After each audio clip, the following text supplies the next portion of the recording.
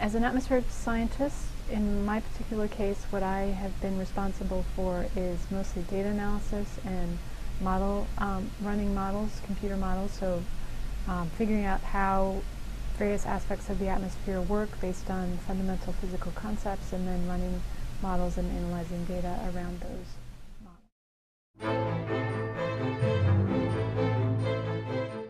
Most atmospheric scientists that I work with are very self-motivated, very interested in learning, and so you really need to be somebody who is curious and interested in understanding the Earth to be able to really keep doing the work day after day.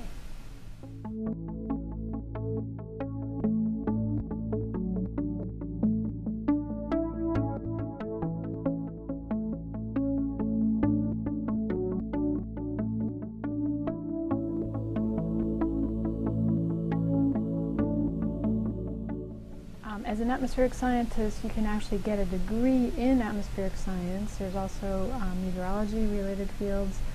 In my particular group, we actually have a variety of people, including people who are trained in oceanography, physics, engineering, mathematics, computer science, almost any earth science field. But because of the high volumes of data and so forth in this day and age, you really need more than just an atmospheric scientist by themselves to make progress.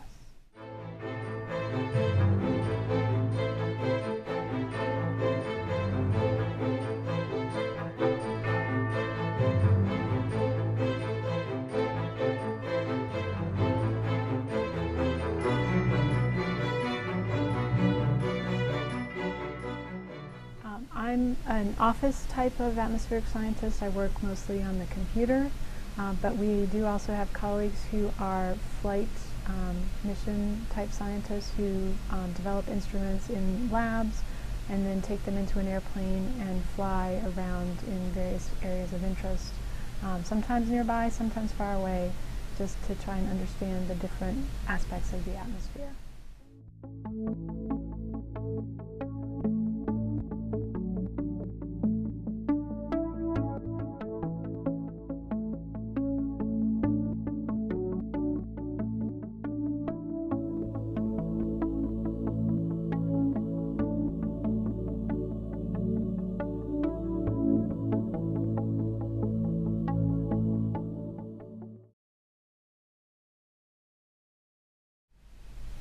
I would say that the salary is probably fairly consistent across this field, although there's probably some variation between academics and research positions and so forth, but more so than many other fields, probably fairly consistent.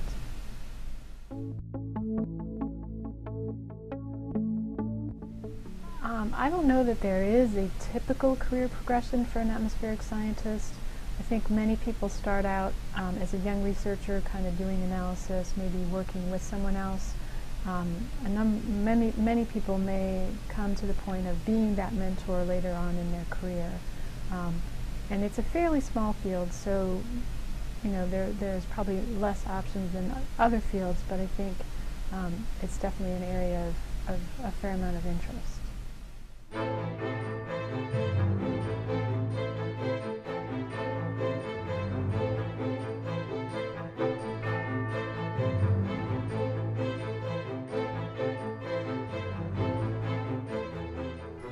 My personal feeling is that with this area, with the interest in climate change and the Earth, that this is going to be a growth area. I'm not sure about high growth. I'm not sure anything is high growth right at the moment. But there are definitely opportunities, and there's definitely plenty of work to be done in this field.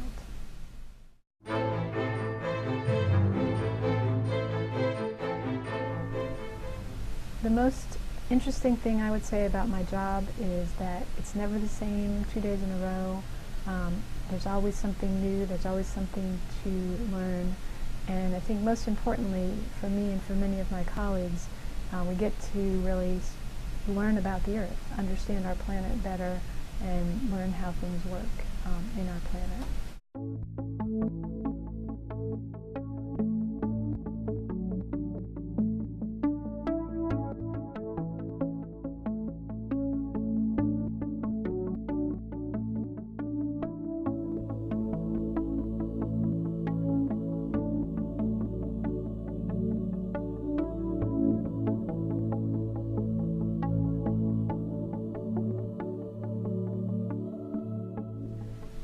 So my story here on atmospheric science is really a long and tortured story. I actually started my career as an aerospace engineer and worked for about 10 years in aerospace engineering before taking a slight detour because there was a kind of a lull in what I was doing.